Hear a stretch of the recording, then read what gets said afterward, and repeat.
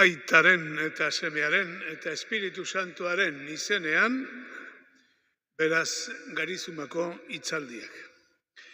Olatz Norden, Olatz Garmendia, izango da, hitz egingo diguna.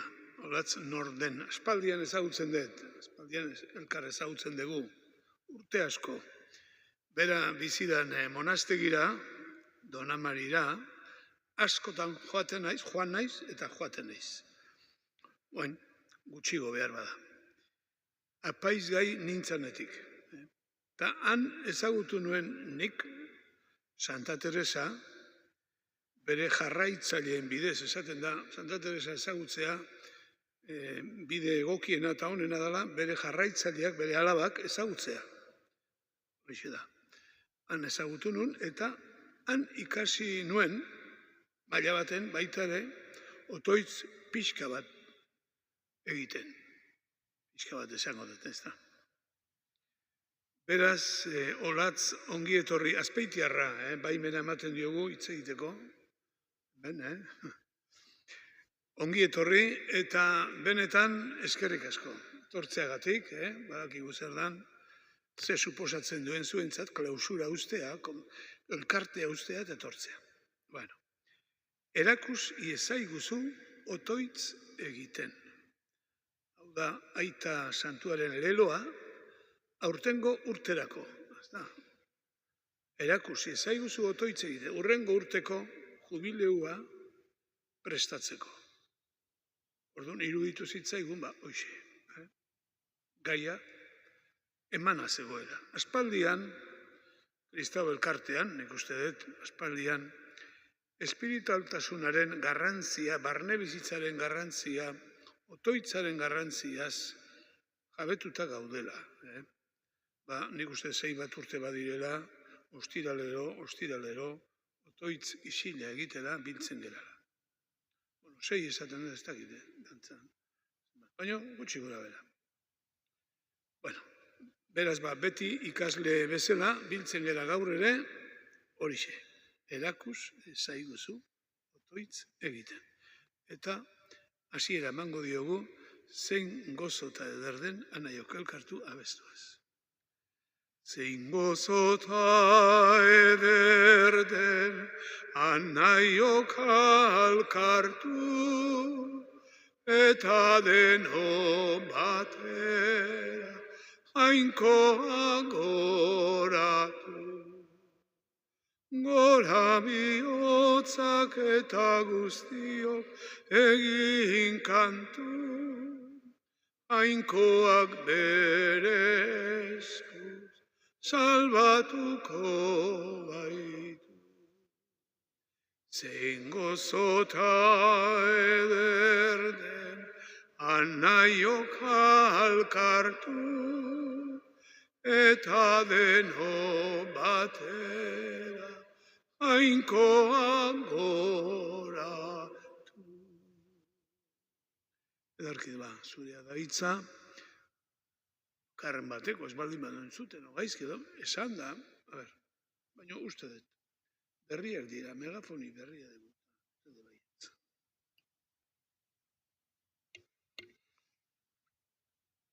Arratsaldeon guzti hori, erretore jaunak egin du harrera eta presentazioa, eta esan duen bezala, joan den urtarrilaren 24an, Aita Santu Frantziskok 2024 urte hau otoitzaren urtea bezala izendatu du. Eta izendapen honekin, batetik, datorren urtea, hau da 2025, jubileu urtea izango denez elizan, aurtengoa ospakizun horretarako prestakizun bat izatea nahi du Aita Santuak. Beraz, otoitz urte honekin, Aita Santuak ospakizun handia, aurretik ondo prestatzea nahi du, otoitz gartzuarekin. Jaialdi batek aurreko lana eskatzen du. Hori ondo dakigu danok. Herrian edo familian zerbait ospatu behar denean, hau da, herriko festa direla, edo familian ezkontzaren bat, edo beste zerbait, aurretik antolaketa lanak egin behar izaten dira. Jatetxea, opariak, gonbidapenak eta abar. Eta hori kontuan izan du aita santuak. Hori batetik. Eta bestetik dio, urte honek jaunaren aurrean egotea, berari entzuteko eta gurtzeko joera hori errekuperatu egin behar dela. Errekuperatu nahi horrek esan nahi du zerbait galdu egin dela, edo ahuldu, edo moteldu. Hau gertatu alzaigu otoitzarekin, beste hitz bat ere erabiltzen du. Aurkitu egin behar dela. Zerbait galtzen zaigunean, bila hasten gera aurkitu nahian. Zer da bada guzti honekin Frantzisko aita santuak nahi duena? Berraurkitu ditzagula otoitzaren balioa eta benetako beharra. Bakoitzaren bizitzan, eleizan eta munduan. Honela digu aita santuak. Otoitza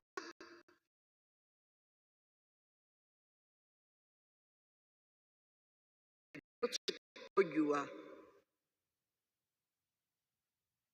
Esan dugu jubileu urtea prestatzera goazela. Ta zer da jubileua? Non ditu sustraiak hitz honek? Israel herrian. Kristo aurreko 6. mendean eratu zuten. Zerk bultzatu zituen arau hori gorpuztera? Errealitateak berak. Ara, gizakion historia gogorra da. Arazoak sortzen dira gure aurrean, gure artean. Egoerak trakestu egiten ditugu eta gaitu. Eta hortik sortzen diren ezberdintasun ekonomikoak direla, geurekoikeriak, bestea menderatu nahia eta abar, gizarte historiaren gora berak ditugu, mundu honetan agertu ginenetik. Zer egin egoera latzaren aurrean? Profetek ere lagunduta konturatu ziren, jainkoak ez zuela begionez ikusten egoera hura. Ez zela, eta ez dela hori jaunaren borondatea. Eta egoerari irtenbidea emateko, jubileu urtea egitarautu zuten Kristo aurreko 6. mende inguruan.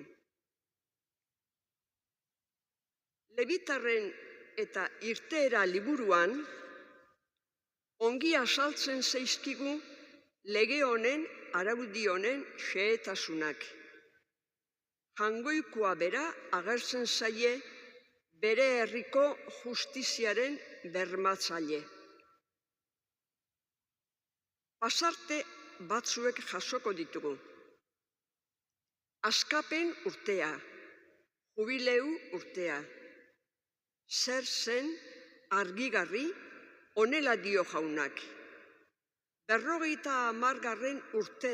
urtea, urte santutzat hartuko duzue, jubileu urte, emango diezue izen. Urte horretan, askapena aldarrikatuko duzue, zeuen lurraldeko biztanle guztientzat. Hau da, Nork bere lurren jabetza berreskuratzeko urtea. Zorrak zituenari barkatzeko urtea. Esklabutzak amaitzeko urtea. Lurraren ondasunak berriro elkarren artean banatu behar ziren. Lurrari ere atseden eman behar zitzaion, 7 urtetik behin. Hau ere kontuan du jaunak. Gure babesgarri baitugu gure lurra. Eta gu zer egiten ari gera naturarekin, ez geda ari atseden ematen, alderantziz baizik. Etekinak neurriz gain xurgatzen dizkiogu gure lurrari. Basoak moztuz, basamortu bihurtu gure natura ederrau. Hondamendia. Jaunaren opari bikain bezala ez dugu hartu. Ez dugu gure lurra denon ondare bezala zaintzen. Gu ere natura gerala konturatuz. Txikizio hau gure kaltetan ere badela pentsatu gabe. Jainkoak ez gaitu ezeren eta inoren morrontzan ikusi nahi. Baizik bere seme eta alaba aske bezala. Duintasunez jantzi gaitu. Eta duintasun hori zaindu eta landu behar dugu. Eta ez deusestu eta arduragabetuta bizi, geuregan edo besteengan. Programa ederra benetan jubileau urteak eskaintzen diguna. Baina guzti hau Jesusek eramaten du bere osotasunera, betetasunera. Honela irakurtzen dugu San Lukas evangelariak dakarkigun pasarte hunkigarri honetan. Honela dio. Nazaretera joan zen Jesus, bera hasi zen herrira, eta larun batean sinagogan sartu zen, ohi zuenez, eta irakurgaia egitera zutitu. Isaias profetaren liburua eman zioten eskura, eta irekitzean pasarte hau aurkitu zuen. Jaunaren espiritua nire gainean dago. Berak nau bidali gatibuei askatasuna eta behartzuei berri ona adieraztera. Itsuei ikusmena hotzegitera. Zapalduak askatzera. Jaunak onginahia azalduko duen urtea hotzegitera. Liburua itxi, laguntzaileari eman eta eseri egin zen. Denak sinagogan begira zeuzkan. Eta honela hasi zitzaien. Gaur bete da profezia hau entzuten didazuen ontzat. Orduko gaur ura guretzat ere gaur da.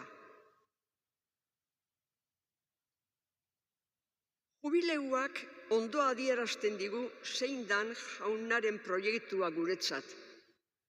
Proiektu bikaina eta ederra benetan. Aurrera eramaten jakingo bagenuke, baina ez al zaigu proiektu hau utopia bihurtzen? Lortu ezin dugun zerbait? Bizimodua konplikatua da. Pentsa dezagun gure gizartean lorpen txikietara iristeko ere zenbat ahalegin egin behar dan. eta gero eta konplikatuago da dena. Mundu honetako botereak gero eta boteretsuago dira. Nor gehiagoko lehia bizian goaz, nor gehiago izango eta nork gehiago eukiko. Badugu kristau hau zer egina. Jaunaren egitasmoa zer dan argi daukagu, eta espirituaren indarra ere gurekin dugu. Gaur egun Elizak jubileu urtea antolatzen duenean, zer jomuga ditu?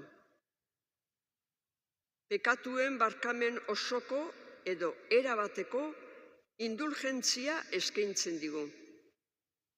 Eta indulgentzia hau irabazteko, erromesaldian parte hartu behar da.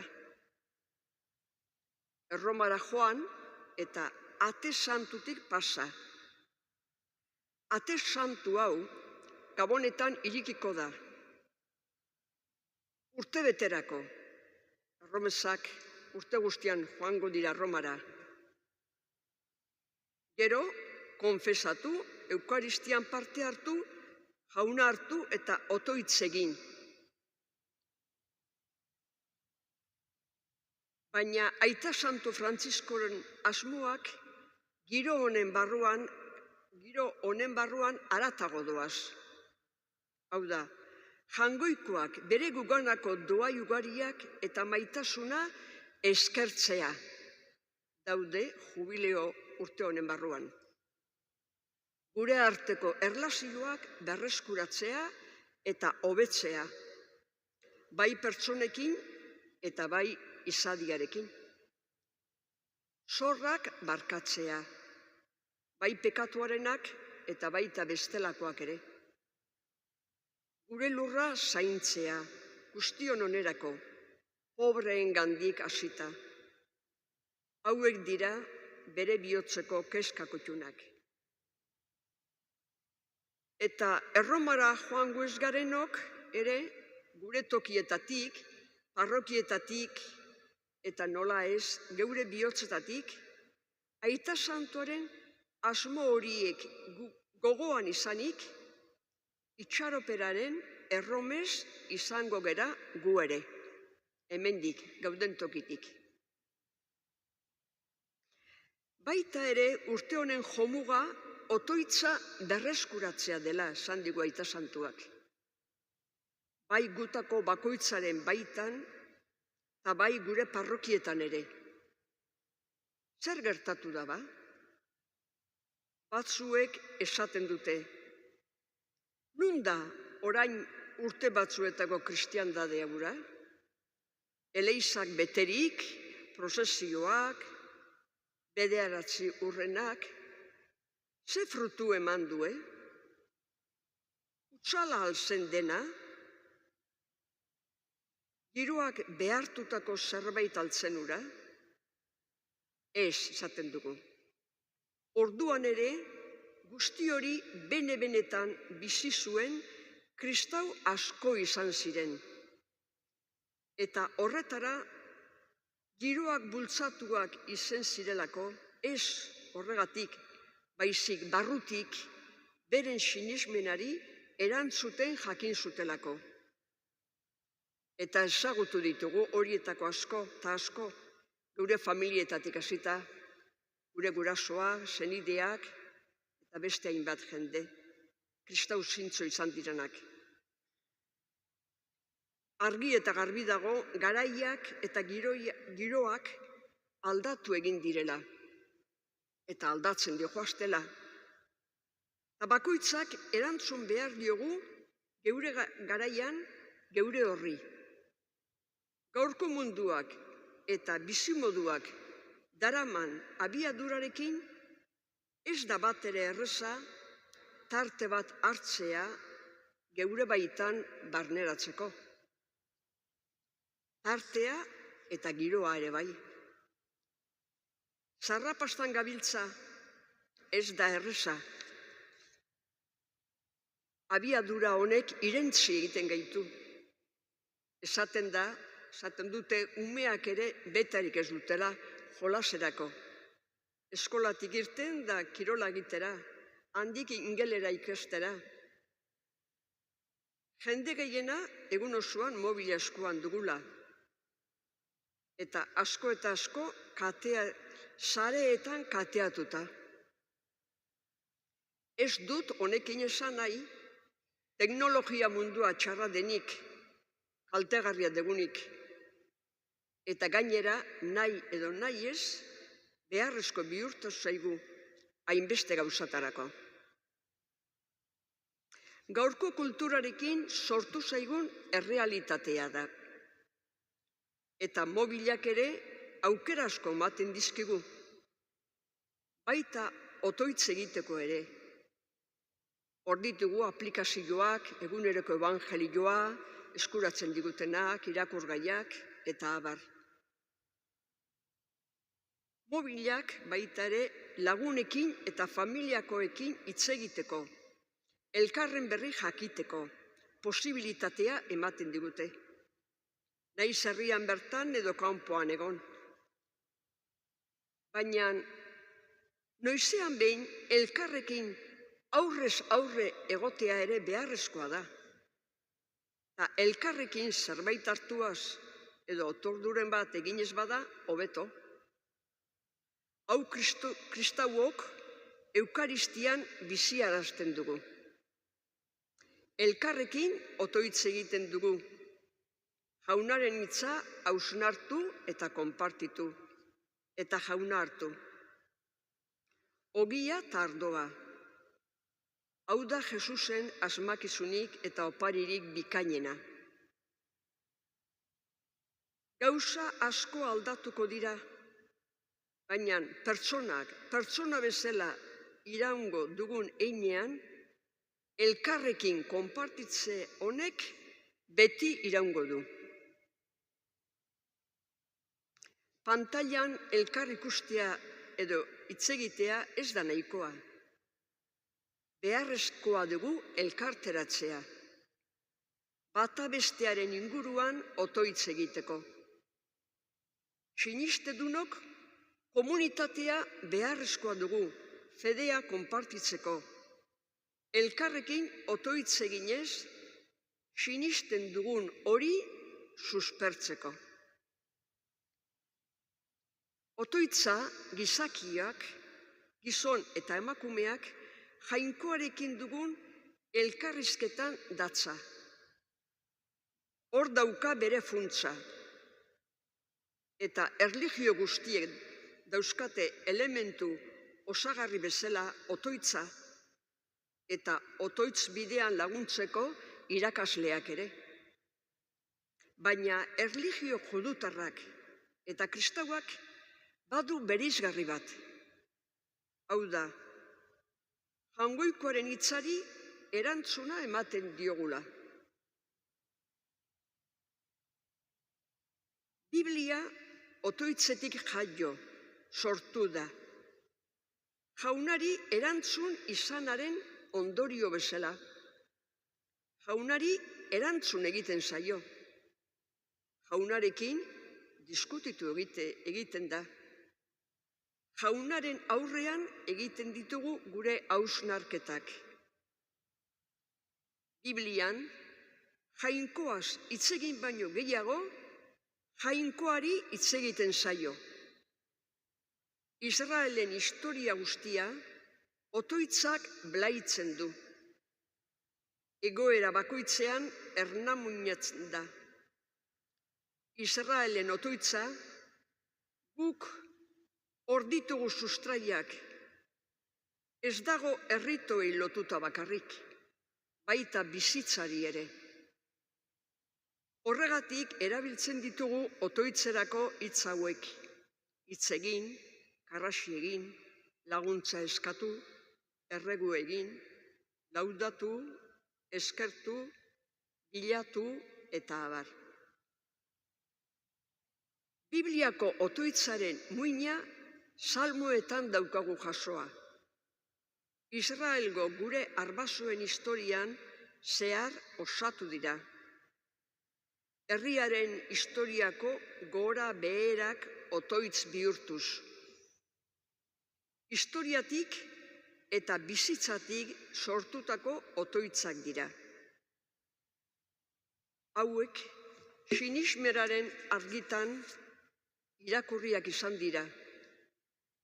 Hau da, kontuan izanik eta sinistuaz, jaunaren eragina dagoela guzti horren atzean, nahi zuzenean edo zeharbidez izan. Salmoetan jasota dagoen otoitza ez da bizitzari eta bertan sortzen diren arazoetatik iges egiteko sortuak inola izan. Otoizlariak ez dio inoiz munduari eta bere arazoei bizkar ematen. Otoitzak ere baditu bere barnean hartzen, kontzilioak digun bezala, gizadiaren posak eta ezinak, itxaropenak eta angustiak, azaleko joera bat bezala izango litzake. Itxurakeria, hori ez balitz horrela. Jaunarekin erlazionatzeko ez dago errealitatetik urrundu beharrik. Aita Santu Benediktok bezala, Frantziskok ere astero banatzen ditu katekesietan. Baditu otoitzaren gaiari zuzendutako irakasgai ederrak. Horietako batean, salmoak otoitz gai bezala hitz egiten zuen, 2020ko urrian. Otoitz iturri eta otoitz gai. Eta dio salmoetan sinestunak erantzuna aurkitzen duela. Bizitzan galdera asko egiten ditugu. Eta sinestunak ere jainkoari behin eta berriz galdetu egiten dio. Eta ez digu esaten otoizlariak soluzioa aurkitzen duela, baizik erantzuna. Fededunak badaki mundu honetan ate guztiak itxita aurkituko balitu ere, jainkoaren atea beti zabalik duela. Eta mundu honetako epaile guztiek erruduntzat joko balute ere, jainkoagan salbazioa duela. Oroitarazten eta esaten digo Frantzisko Aita Santuak, jainkoak entzun egiten duela.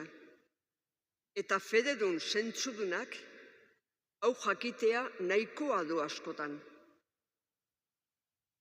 Badaki, sinestunak, mundu honetako arazo askok konponbiderik ez duela. Otoizlaria ez da inozoa. Sufrimendua bidelagun izango degula daki. Eta oztopo asko gainditu arren, besteak sortzen joango direla bizigaren artean. Baina entzunak garela jakiteak dena eramangarriago egiten digu. Jainkoa ere, eta guretza Jesus, bidelagun baitugu gure ezinetan eta gure posetan. Otoitza aipatzen degunean, bi era datorzkigu burura. Bakarkakoa eta taldean elkarturik egiten duguna.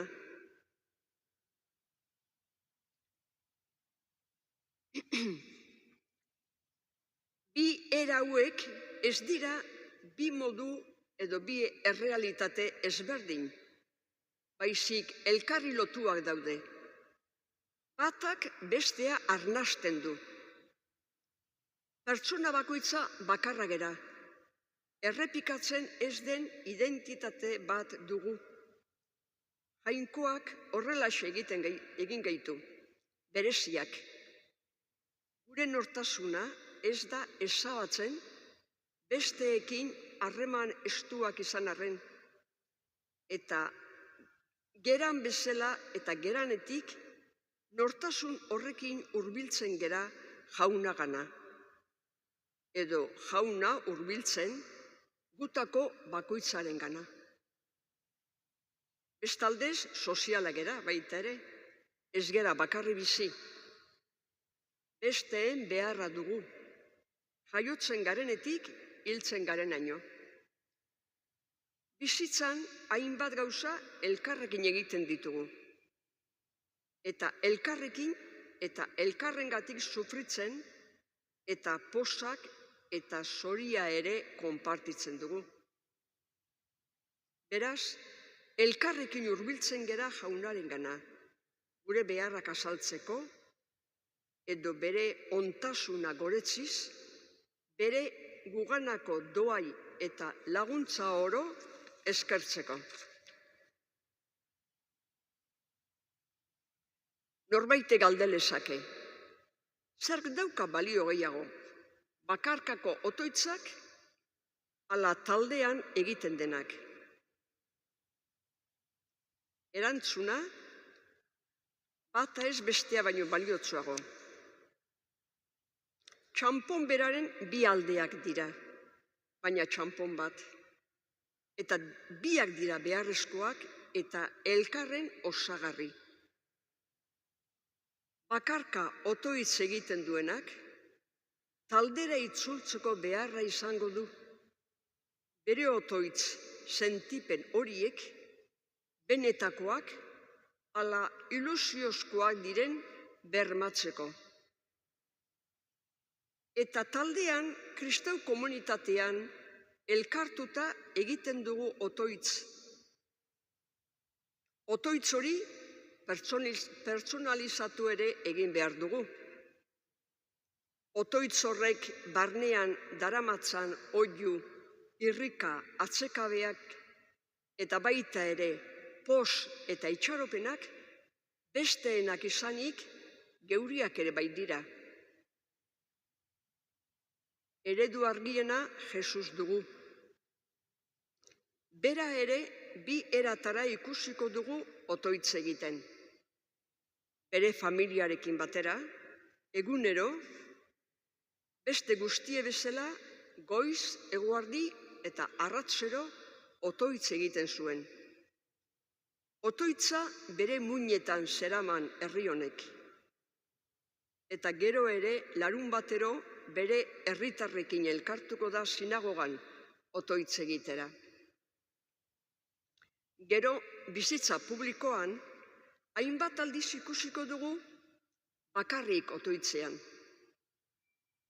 Eta Nazareten jasandako 30 urte haietaz, ezer ez jakinarren, suposatu dezakegu, une eta ordu asko eman zituela otoitzean, jainkoaren erreinua, espirituaren bultzadakin aldarrikatzera jendartera azaldu aurretik.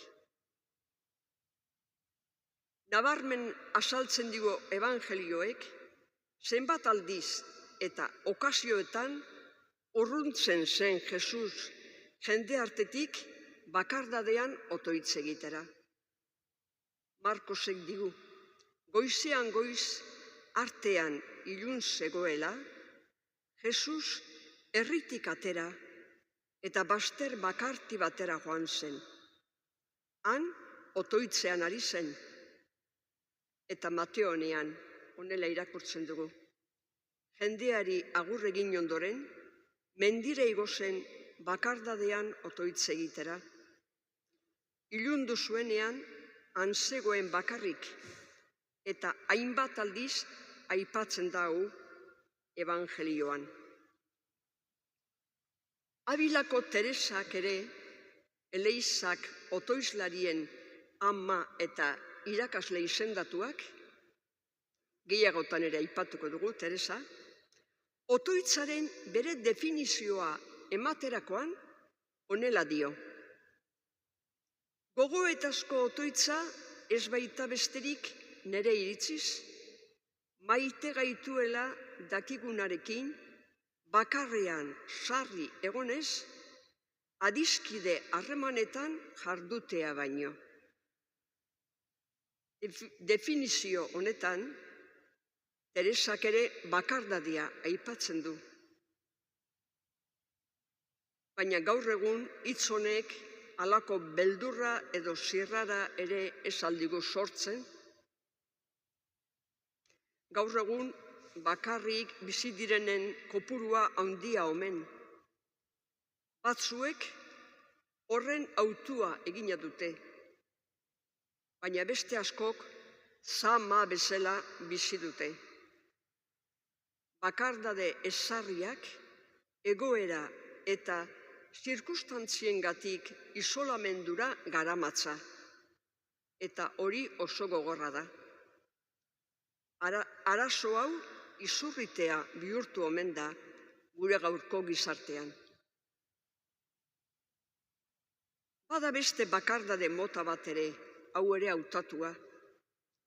Badira gure inguruan bakarka edo taldean elkartuta, ekialdean sortutako metodoak erabiltzen dituztenak. Bakardadea eta isiltasun giroa sortu naiz, eta barruko bakea eta erosotasuna lortzeko egiten dituzte saioak. Gaurko mundu zaratatzu eta zurrunbilotzu honetan hain beharrezko duguna,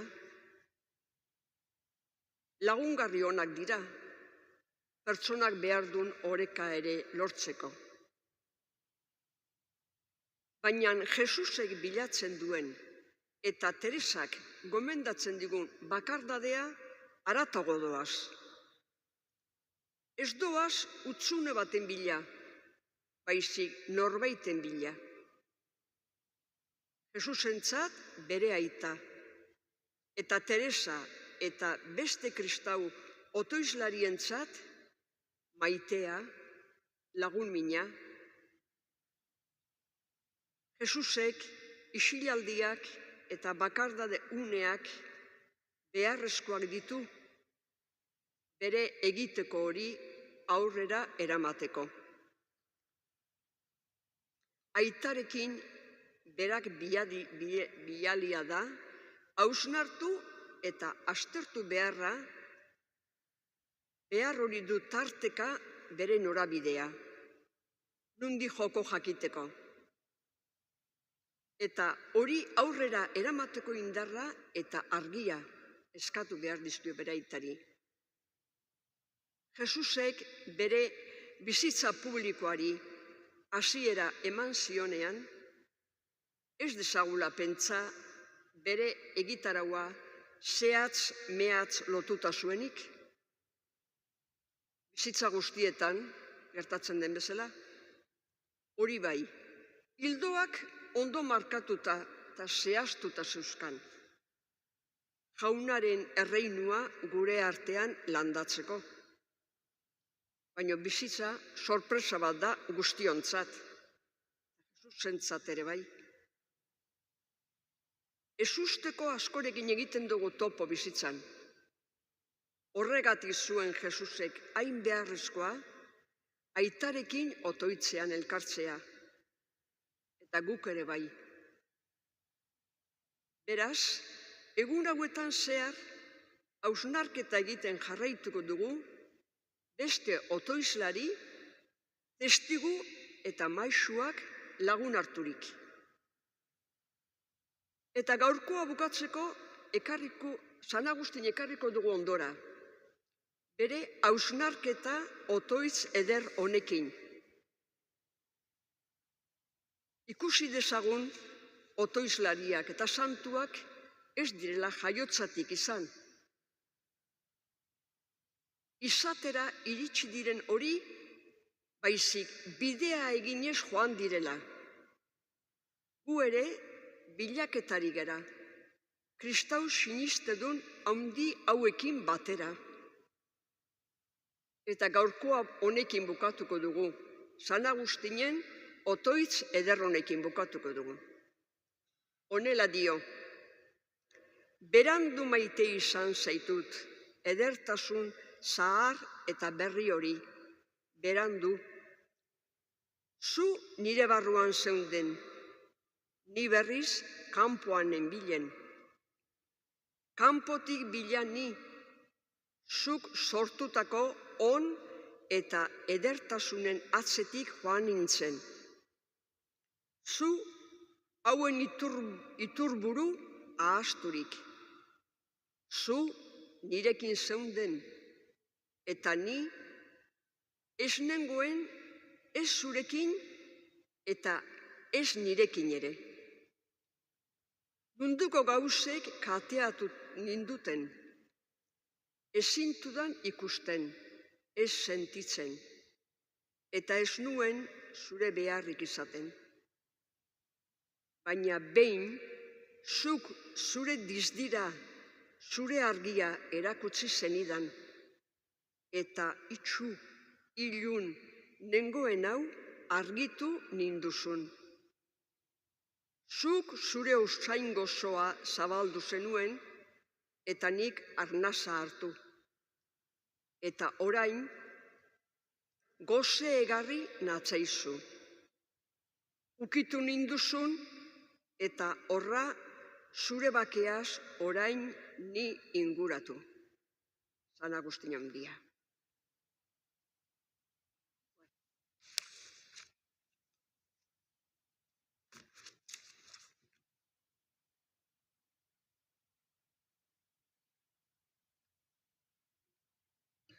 Bueno, eskerrik asko. Olatz, euskera ederrean, prestatu duzu baia lo creo, euskera honean, eta hori, bai gure eliz historian eta fedearen, doitzaren aberastasunen oinarri sendoa jarri dituzu. Jarraituko dugu bihar, gaur amaiera emateko, eskerrik asko jauna abestuko dugu. Eskerrik asko jauna, bihotz bihotzetik.